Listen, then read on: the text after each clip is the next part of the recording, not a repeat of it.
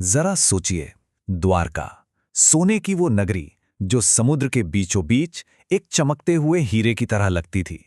बाहर से देखने पर सब कुछ परफेक्ट था, एकदम शांत, भव्य और पवित्र। लेकिन उस रात हवा में कुछ अलग था, कुछ तो गड़बड़ थी। चलिए इस कहानी की गहराइयों में उतरते हैं। देखिए, ये जो भारीपन था ना, ये किसी बाहरी दुश्मन की वजह से नहीं था। ये जहर भीतर से अंदर ही अंदर पनप रहा था। एक ऐसा अदृश्य धुआं जो सोने की दीवारों के पार दिलों तक पहुंच रहा था। मतलब बाहर से सब सोना था, पर अंदर ही अंदर सब कुछ खोखला होता जा रहा था। और इस बीमारी की वजह 3 लोग, अपने अपने क्षेत्र के महारथी, लेकिन तीनों को एक ही रोग लग गया था, अहंकार, मैं की बीमारी। और ये मैं का शोर इतना ज्यादा बढ़ गया था कि उसने हरि की आवाज को ही दबा दिया था। तो आइए देखते हैं ये अहंकार था कैसा। सबसे पहले सुदर्शन चक्र। वो सोचने लगा था कि मेरे बिना कृष्ण क्या है, सिर्फ एक ग्वाला। फिर थी रानी सत्यभामा। उनका घमंड तो यहां तक पहुंच गया था कि वो मनी मन सोचने लगी, अगर राम ने मुझे देखा होता तो सीता को तो भूल ही जाते। और आखिर में गरुड़। उन्हें लगता था मैं नहीं तो भगवान भी अधूरे हैं। पर इन सबके बीच कोई था जो ये सब कुछ देख और सुन रहा था, द्वारका के स्वामी श्री कृष्ण। और वो एक राजा की तरह नहीं देख रहे थे, बल्कि एक डॉक्टर की तरह, जो अपने सबसे प्यारों को एक बीमारी से घिरते हुए देख रहा हो। उनके होठों पर तो मुस्कान थी, लेकिन आंखों में चिंता और करुणा दोनों थीं। और कृष्ण जानते थे कि अहंकार का इलाज किसी दवा से नहीं हो सकता, इसके लिए तो एक सर्जिकल स्ट्राइक जरूरी है। उन्होंने तय किया कि वो एक ऐसी लीला रचेंगे जो इनका घमंड तोड़ेगी, पर इन्हें नहीं। एक ऐसा पाठ जो इन्हें हमेशा के लिए बदल देगा। तो इस लीला का, इस डिवाइन प्ले का पहला किरदार कौन बना? पक्षीराज गरुड़। कृष्ण ने बस एक इशारा किया और पल भर में गरुड़ उनके सामने थे।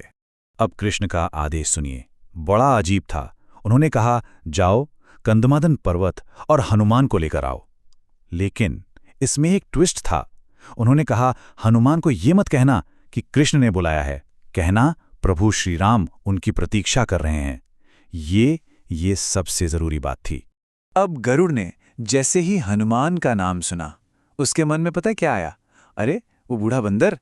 उसने सोचा मैं उसे अपनी पीठ पर बिठाकर लाऊंगा, उसे दिखाऊंगा कि सुपरसोनिक स्पीड होती क्या है। बेचारे गरुड़ को क्या पता था कि खेल तो अभी शुरू हुआ है।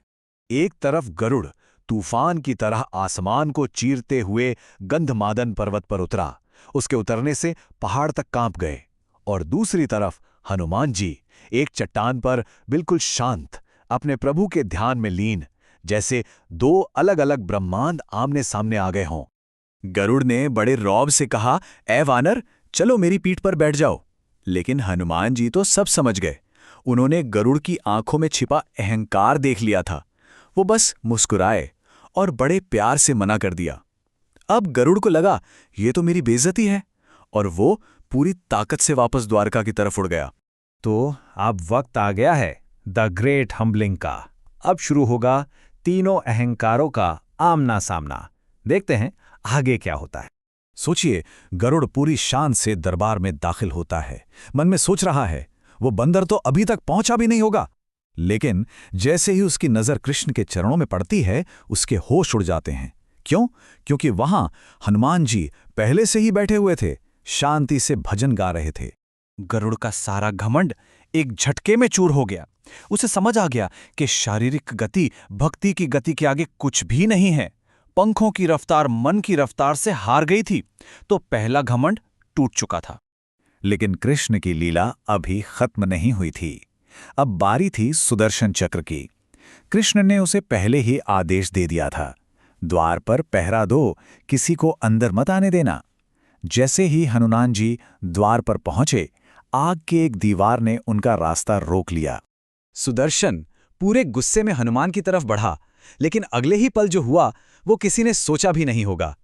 हनुमान जी ने उस आग के गोले को ऐसे पकड़ लिया जैसे कोई फल हो, और सीधा अपने मुंह में रख लिया। वही सुदर्शन जिससे पूरा ब्रह्मांड कांपता था, अब बस एक छोटी सी सुपारी बनकर रह गया था। तो 2 घमंड टूट चुके थे। अब बारी थी तीसरे की, रूप के अभिमान की। कृष्ण ने हनुमान जी को रानी सत्यभामा के पास भेजा और कहा, माता सीता तुम्हें भोजन कराएंगी। उधर सत्यभामा ने पूरी तैयारी कर ली थी। सबसे खूबसूरत कपड़े, सबसे महंगे गहने। उन्हें लगा हनुमान तो बस देखते ही रह जाएंगे। हनुमान जी अंदर गए, सत्यभामा को देखा और चुपचाप वापस आ गए। और फिर दरबार में आकर कृष्ण से इतने भोलेपन से पूछा, प्रभु, आपने तो कहा था वहां माता सीता हैं, पर वहां तो कोई दासी बैठी थी। बस ये एक शब्द, दासी, सत्यभामा का सारा घमंड मिट्टी में मिल गया। अब दरबार का वो सीन जरा कल्पना कीजिए। एक तरफ सिर झुकाए गरुड़, जमीन पर पड़ा हुआ सुदर्शन और दरवाजे पर शर्मिंदा खड़ी सत्यभामा। तीनों के सिर झुके हुए थे। घमंड चूर हो चुका था, इलाज पूरा हो चुका था। और यही तो था वो मनोवैज्ञानिक बदलाव जो कृष्ण चाहते थे। गरुड़ को समझ आया कि असली स्पीड भक्ति की है। सुदर्शन को समझ आया कि उसकी शक्ति अपनी नहीं, प्रभु की है। और सत्यभामा ने जाना कि असली खूबसूरती अंदर से आती है, भक्ति से आती है। आखिर में कृष्ण ने तीनों को समझाया। उन्होंने कहा, तुम्हारी शक्ति, तुम्हारी गति, तुम्हारी सुंदरता, ये तुम्हारी अपनी नहीं है, ये मेरी इच्छा है। ये सिर्फ एक जरिया है, एक साधन मात्र है। और कमाल की बात देखिए, इस पूरी कहानी का सार हनुमान जी के नाम में ही छिपा है। हनुमान मतलब हनन और मान, वो जिसमें मान यानी अहंकार का, हनन यानी नाश हो चुका हो। कितना शक्तिशाली अर्थ है ना? तो हम इस प्राचीन कहानी से क्या सीख सकते हैं? क्यों ये आज भी इतनी जरूरी है? क्योंकि ये सिर्फ एक कथा नहीं है, ये एक आईना है। हम सबके अंदर एक सुदर्शन है, यानी हमारी शक्ति, हमारी पदवी। एक गरुड़ है, यानी हमारी प्रगति, हमारी उपलब्धियों। और एक सत्यभामा भी है, हमारी छवि, हमारी बाहरी सुंदरता। और हम अक्सर इन चीज़ों पर घमंड करने लगते हैं, ये भूल जाते हैं कि ये सब अस्थायी है।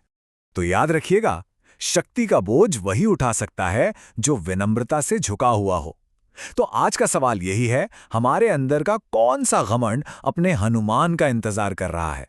इस पर जरूर सोचिएगा।